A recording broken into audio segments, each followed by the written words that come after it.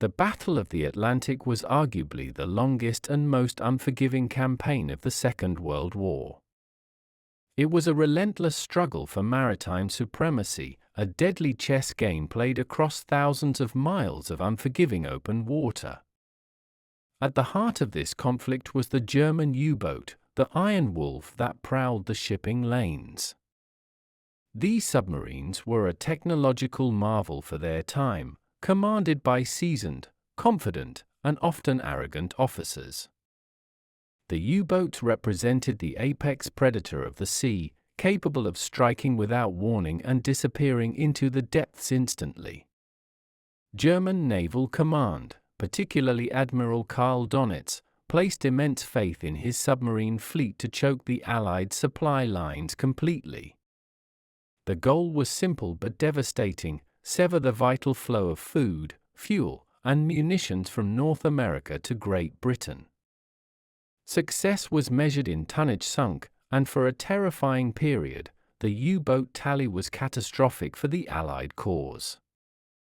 They operated with a chilling efficiency, turning vast stretches of the ocean into watery graves for countless merchant sailors and their escorting warships. This sense of overwhelming power bred a degree of contempt for any smaller naval threats the Allies might deploy. The German Navy believed that only large, well-armed destroyers or purpose-built submarine hunters could pose a credible danger to their underwater killers. Their operational doctrine revolved around engaging capital ships and convoys, dismissing anything less as a trivial nuisance easily dispatched or avoided.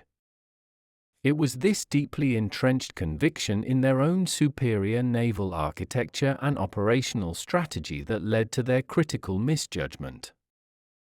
The U-boat commanders saw themselves as masters of the dark depths, a truly existential threat to the Allied war effort. Their focus was fixed on the grand strategy, leaving them unprepared for a swarm of small, fast, and surprisingly deadly adversaries. They held a psychological advantage, which sometimes proved more dangerous than any depth charge. The confidence they exuded in their war diaries and radio traffic was palpable, a testament to their early and devastating successes. This period of U-boat dominance was a dark chapter for the Allies, forcing a frantic search for innovative and cost-effective solutions to counter the deep-sea terror. The stage was set for a dramatic reversal of fortunes, one that would come from a source they least expected and most readily mocked. This arrogance would ultimately cloud their judgment when a tiny, agile foe entered the fray. The sheer scale of the U-boat threat demanded an unconventional answer from the desperate Allied navies. The Allied answer to the U-boat crisis came in the form of the patrol torpedo boat, better known by its succinct designation, the PT boat. These boats were a stark contrast to the imposing German U-boats they would eventually hunt successfully. They were small, incredibly fast, and constructed primarily of wood, earning them the affectionate and often derogatory nickname, the Mosquito Fleet.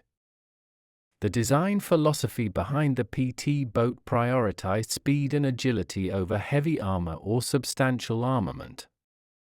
They were powered by powerful, high-octane gasoline engines, allowing them to sprint across the water at speeds exceeding 40 knots. Their primary offensive weapon was the torpedo, typically for external tubes armed with the same deadly ordnance used by destroyers. The PT boat was never intended to stand and fight a prolonged naval engagement against a heavily armed surface ship. Instead, their doctrine called for hit-and-run attacks, using the cover of darkness or foul weather to close with the enemy undetected. They were meant to be a defensive coastal patrol craft, a quick response force for littoral waters and shallow embayments. In the early days of the war, they saw considerable action in the Pacific, becoming legendary for their service in the Philippines and the Solomon Islands. Figures like Lieutenant Commander John F. Kennedy elevated the image of the PT boat into an American legend of bravery and sheer tenacity. However, their role in the Atlantic and the European theater was initially viewed with skepticism by many senior naval strategists. They seemed insignificant compared to the destroyers and frigates that formed the bulk of the anti-submarine effort. The North Atlantic and English Channel presented a brutal environment for these small craft, far from the tropical warmth of the Pacific. Rough seas and long patrols tested the limits of both the wooden hulls and the young, inexperienced crews assigned to them. Despite these challenges, the PT boat was an easily produced, relatively inexpensive weapon that could be rapidly deployed. Its very nature as a small, low-profile target made it extremely difficult for a surface submarine to spot or effectively engage with its deck gun. This inherent stealth, combined with their blistering speed, was their greatest, though initially unrecognized, asset against the U-boat.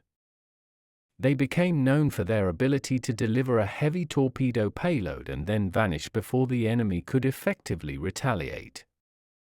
The shift of the PT boat from a purely coastal defense and surface attack vessel to a dedicated U-boat hunter was a slow but decisive evolution in tactics.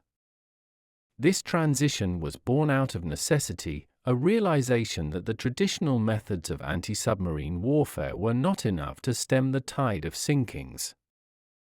The initial German reaction to the appearance of American and British motor torpedo boats, or MTBs, was one of profound and dismissive ridicule. German naval intelligence considered these small craft to be little more than glorified pleasure craft repurposed for a war they were ill-suited to fight. U-boat commanders, often highly decorated and accustomed to sinking large Allied warships, openly scoffed at the Mosquito fleet. They saw the PT boats as a non-factor in the grand strategy of the Battle of the Atlantic, beneath their notice entirely. One common, derogatory German term for them translated roughly to the splinter boats, reflecting their wooden construction and perceived fragility. The German High Command confidently assumed that the PT boats' lack of heavy guns and minimal armor made them easy prey for their own escort vessels or even the U-boats' deck armament. Their confidence was buoyed by the belief that the small, high-speed boats would be too difficult to coordinate into an effective anti-submarine patrol. The Germans focused their tactical training on avoiding or destroying Allied destroyers, the true, perceived threat to their operations. Surface engagements involving PT boats were often reported back to Germany with an air of arrogant superiority, noting the ease of scattering the small craft. They failed to appreciate the inherent difficulty in targeting a boat that could change direction instantly and disappear into the swell in seconds. This mockery was a product of the deep-seated naval tradition which favored large, heavily armed, and imposing warships.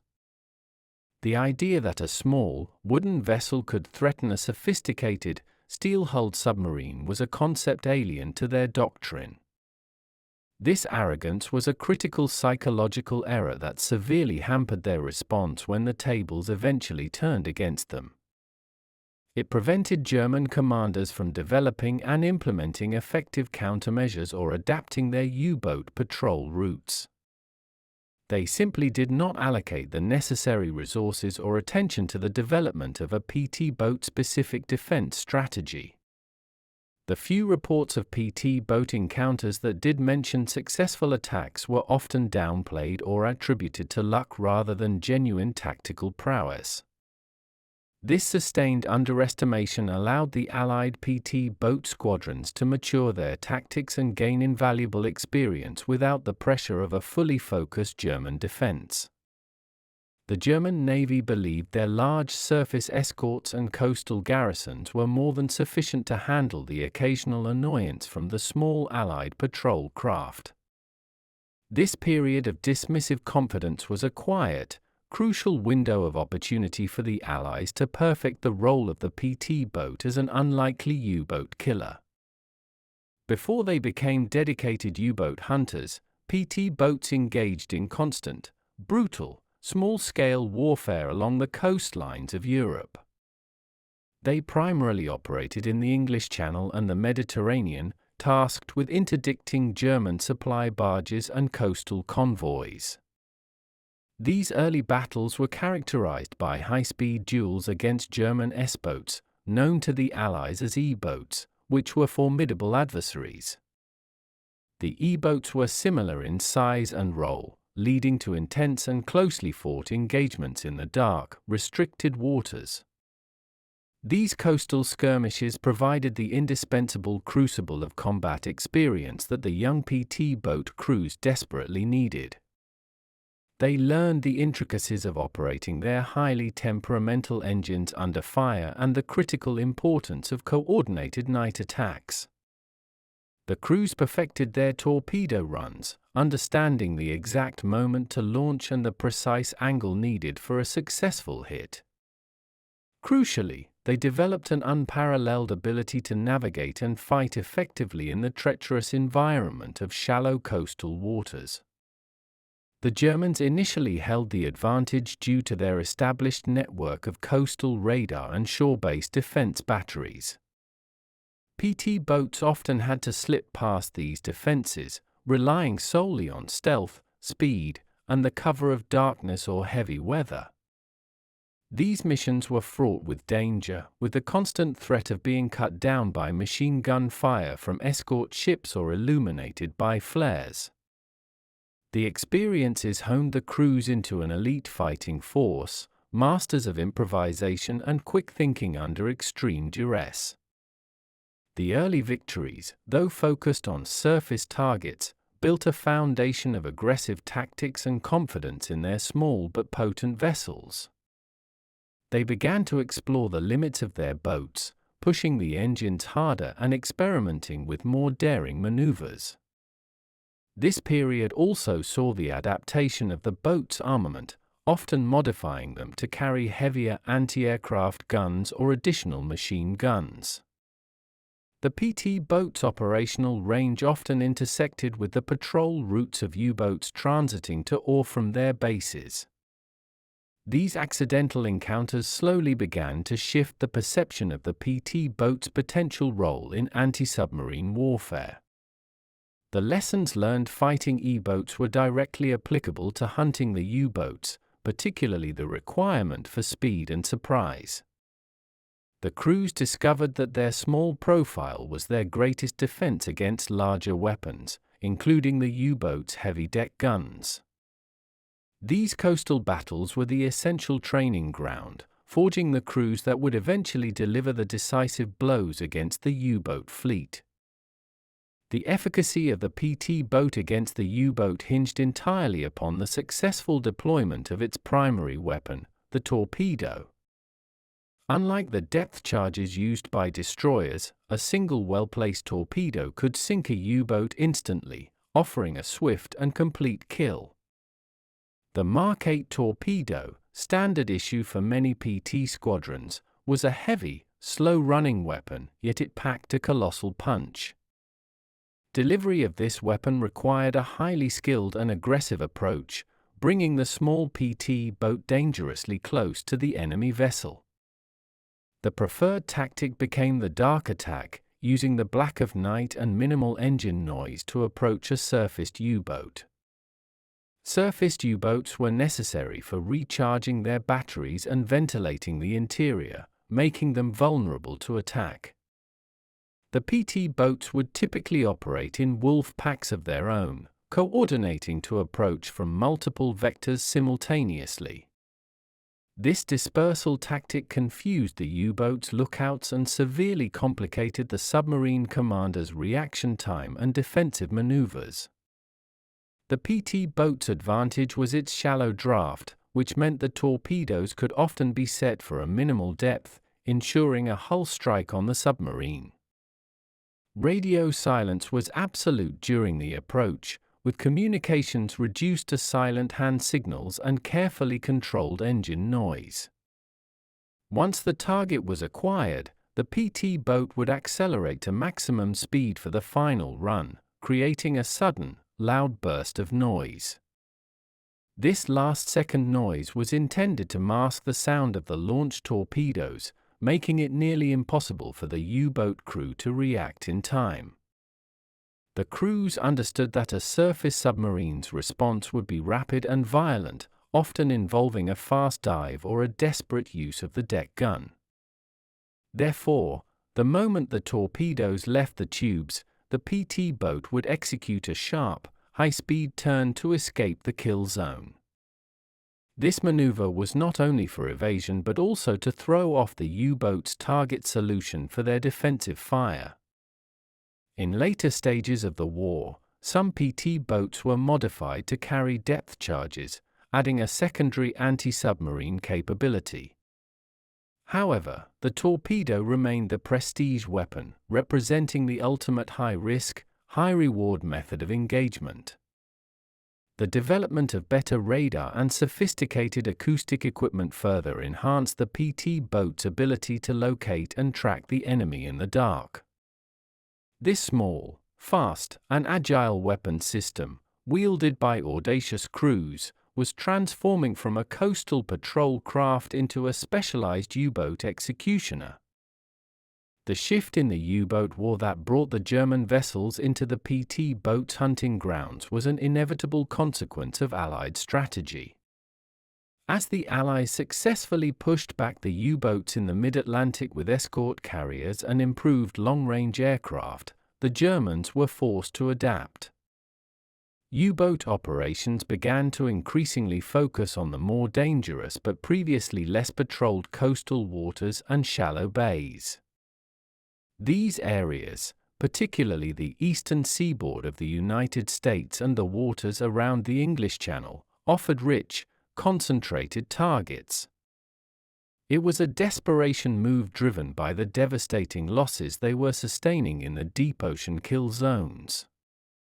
The Germans believed the proximity to the coast offered greater stealth and a higher chance of surprise attacks on incoming or outgoing convoys. However, moving into littoral waters placed the U-boats directly in the operational zone of the Allied PT boat squadrons.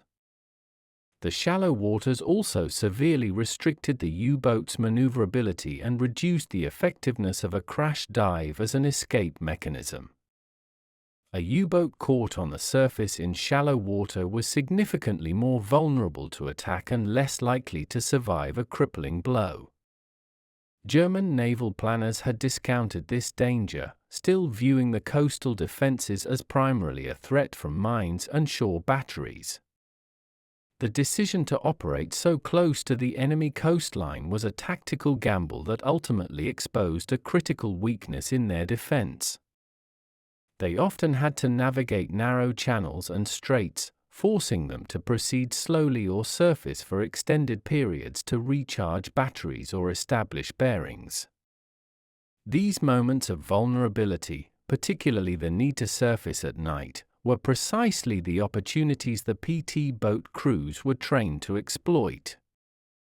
The sheer volume of Allied coastal traffic meant that U-boats were frequently forced into close quarters with the small patrol craft. A U-boat's sophisticated sonar was far less effective in the complex, cluttered acoustics of shallow water than in the open ocean. The unexpected and growing presence of the PT boats meant that the U-boat crews were never truly safe, even near friendly coastal defenses. It was a fatal miscalculation of the risk-reward ratio, trading the dangers of the open Atlantic for a different, and perhaps more insidious, threat closer to shore. The very confidence that led German commanders to mock the PT boat now led them to expose their most valuable assets to its deadly sting. The moment a PT boat's torpedo found its mark on a U-boat was a turning point in the psychological and strategic naval war. The initial success was often unexpected, a product of a daring patrol or a desperate, opportunistic engagement in the dark. These first kills shattered the long-held German perception of their invulnerability to small, wooden craft. For the U-boat crew, the surprise was absolute, often with a near-zero warning before the catastrophic impact of the explosion. The attack was characterized by the sudden, brief roar of the PT boat's engines, followed by a thunderous, concussive blast. A successful torpedo strike on a surfaced U-boat was immediately devastating, typically resulting in a catastrophic breach of the pressure hull. Unlike a depth charge, which relies on proximity and shock waves, the contact torpedo was designed for immediate and lethal effect. The resultant column of water, smoke, and debris was a grim spectacle, a violent marker of the PT boat's newfound deadly capability. The psychological impact on the German command was immediate and significant, forcing a painful re-evaluation of their coastal defense posture. The sinking of one U-boat by a vessel previously dismissed as insignificant created a deep sense of vulnerability and alarm. Reports filtering back to Admiral Donitz could no longer simply dismiss the encounters as isolated incidents or sheer luck. The sinking was irrefutable evidence that the splinter boats were now a credible and immediate threat to the U-boat fleet. U-boat commanders began reporting an increased anxiety when surfaced, knowing that a silent, unseen predator could be lurking nearby. The confidence and arrogant swagger that had previously defined the U-boat command began to erode under this new, unseen threat.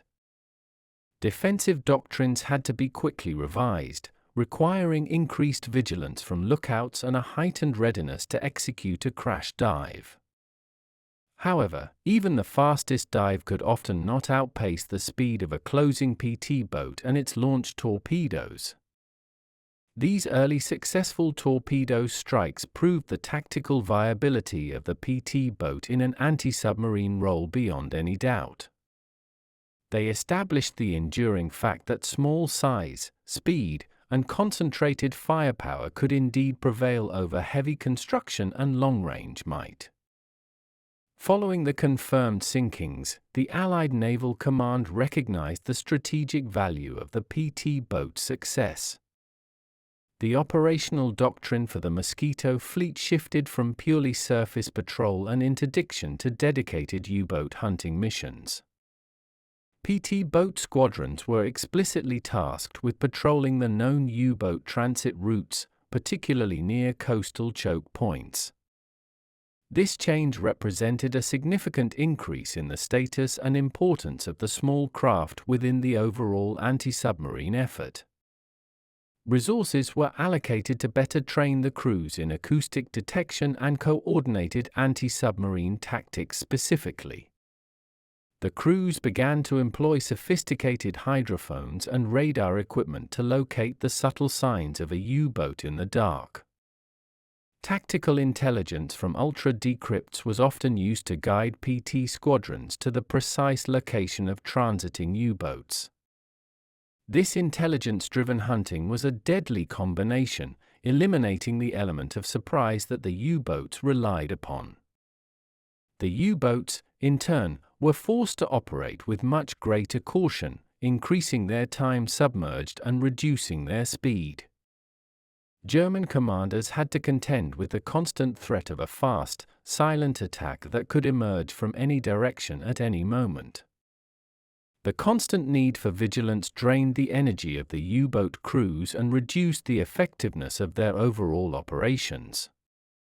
The areas previously considered safe for transit, such as the Straits of Florida or the English Channel, became dangerous gauntlets. The shift in strategy essentially deployed a highly effective, low-cost countermeasure to the most expensive weapon in the German arsenal. The PT boat was able to harass and sink targets that would otherwise require the deployment of larger, more valuable destroyer assets. This forced strategic adaptation on both sides marked a definitive transition in the coastal phase of the Battle of the Atlantic. The small, agile boat had successfully carved out a decisive niche for itself, becoming an essential component of the Allied blockade. It proved that innovation and a willingness to break with established naval tradition could lead to profound and unexpected victories. One of the most dangerous and decisive operational theaters for the PT boats was the narrow, heavily defended Straits of Dover. This body of water served as a critical bottleneck for any U-boat moving from German bases in the North Sea to the open Atlantic. The straits were heavily monitored by German coastal radar, patrolled by E-boats, and protected by formidable long-range shore batteries. The PT boat crews assigned to this region faced a multi-layered, existential threat every single time they left port on patrol. Their missions here were often less about hunting and more about surviving long enough to get a shot at a transiting U-boat. They were forced to operate under the constant threat of illumination by searchlights and accurate shelling from the French coast. The intense German presence meant that any engagement, whether with an E-boat or a U-boat, would rapidly escalate into a chaotic melee. Success in the Dover Straits required an almost reckless degree of courage and an absolute mastery of high-speed evasion tactics. PT boat commanders became adept at using the coastal environment, exploiting currents, and even shadowing merchant traffic for cover. The proximity of land also meant that U-boats were constantly exposed during their transit, offering the PT crews multiple opportunities for attack. This relentless pressure made the Straits of Dover a deadly gauntlet for the German submarine commanders attempting to reach the Atlantic convoy routes. Many U-boats were sunk or severely damaged in this narrow passage, forcing the German command to seek safer, longer, and more indirect routes. The increased transit time and extended exposure to attack put a massive strain on the logistical and operational readiness of the U-boat fleet. The PT boat, along with its British counterparts, essentially helped to seal off this vital artery, making it too costly for the Germans to use freely. This sustained campaign was instrumental in the overall degradation of the U-boat's ability to wage unrestricted warfare effectively. The battles in the Dover Strait solidified the reputation of the PT boat crews as among the most resilient and audacious sailors in the Allied navies. It was a clear demonstration that their small size did not translate into a small impact on the grand strategic outcome of the war. The true success of the PT boat was ultimately not in its wooden hull or its powerful engines, but in the youthful, daring crews that manned them. These men were often young reservists, far removed from the professional seniority of the German U-boat commanders they hunted. They were characterized by an aggressive, can-do attitude and a willingness to improvise when the rigid rules of naval warfare failed. The close quarters and intense environment of the boats fostered a powerful sense of camaraderie and teamwork among the small crews. They were constantly innovating, making field modifications to their boats, and developing new, unorthodox tactics on the fly. This spirit of ingenuity led to the creation of new radar mounting systems and the incorporation of non-standard weaponry to meet their changing needs. One famous innovation involved the use of smoke screens, not just for evasion, but as a deliberate tactical tool to mask the sound of their high-speed attack runs. The crews learned to repair their temperamental gasoline engines under fire, turning mechanical disaster into a minor setback. Their courage was undeniable, repeatedly driving their fragile craft directly into harm's way against far larger and better armored opponents. The danger of gasoline fuel, which made them floating fire hazards, only added to the sheer bravery required for every single patrol. They had to be expert navigators, mechanics, gunners, and tacticians, all while enduring the bone-jarring ride of a fast boat in rough seas. The sustained stress of constant night operations and the proximity to explosive fuel and ammunition took a significant psychological toll. Yet, they continued to patrol relentlessly, driven by the desire to avenge the countless sinkings and protect the vital supply lines. The PT boat became a symbol of Allied adaptability, a proof that the war could be won not just by industrial might, but by human resourcefulness. The youthful enthusiasm and disregard for convention perfectly countered the rigid, traditional thinking of the German High Command. Their success was a victory for the underdog, a testament to the fact that determination could overcome a perceived technological disparity. The PT boat's contribution to the Battle of the Atlantic is often overshadowed by the larger ships and the dramatic air battles, but its legacy is profound. They demonstrated a blueprint for modern naval warfare, proving the effectiveness of small, fast attack craft in literal combat. Their operational success paved the way for the development of modern missile boats and fast attack vessels utilized by navies worldwide today. The Mosquito fleet established the principle that a force of light, agile vessels could impose a significant defensive burden on a much larger enemy. They forced the German Navy to divert substantial resources from other theaters to protect their coastal waters and shore installations. Every U-boat sunk by a PT boat was a victory that protected not only a convoy but also the lives of countless sailors and Marines. The speed with which the U-boat command was forced to change their doctrine in response to the PT boat was a powerful measure of their impact. The very notion of the invincible U-boat was permanently shattered by these small, wooden vessels armed with a handful of torpedoes. Their story is a timeless reminder that innovation in military strategy can often be found in the most unassuming or unconventional forms. The crews that served on the PT boats became celebrated for their service, embodying a unique blend of American grit and tactical finesse. Post-war, their narrative became synonymous with the adventurous, high-risk spirit of the war at sea, immortalized in film and literature. The boats themselves, though mostly scrapped after the war, remain powerful artifacts of a desperate time and a resourceful solution. The legacy also serves as a crucial historical lesson against military hubris and the dangerous habit of underestimating a less conventional foe. The German commanders who mocked the small craft paid a steep price for their arrogance, losing vital submarines and experienced men. The PT boat proved that naval dominance is not always decided by tonnage or armor, but by speed, surprise, and the courage of the crew. The saga of the PT boats and the U-boats offers a number of enduring lessons for military strategists and naval architects. It is a classic example of an asymmetric warfare success, where a less powerful, less expensive asset defeated a superior, high-value target. The primary lesson is the critical importance of avoiding doctrinal rigidity and maintaining a healthy respect for unconventional threats. German confidence in their U-boat superiority blinded them to the possibility of a devastating attack from a small, agile platform. They were prepared for the conventional threat of destroyers but were utterly unable to adapt quickly to the high-speed hit-and-run tactics of the PT boat.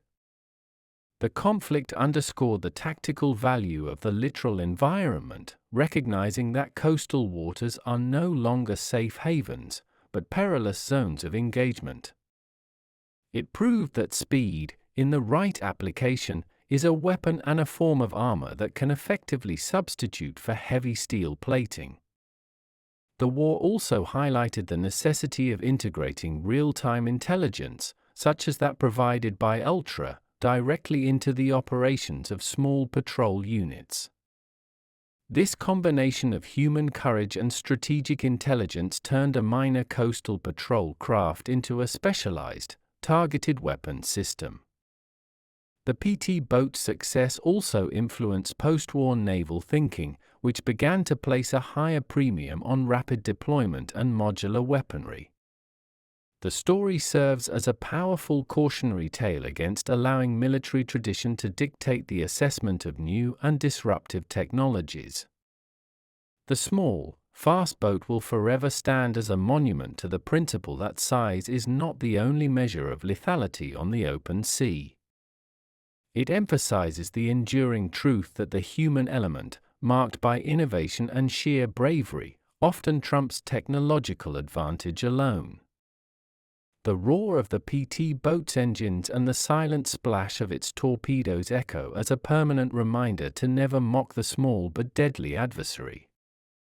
The Battle of the Atlantic was ultimately won by a multitude of efforts, but the tiny, wooden PT boat delivered some of the most shocking and decisive blows.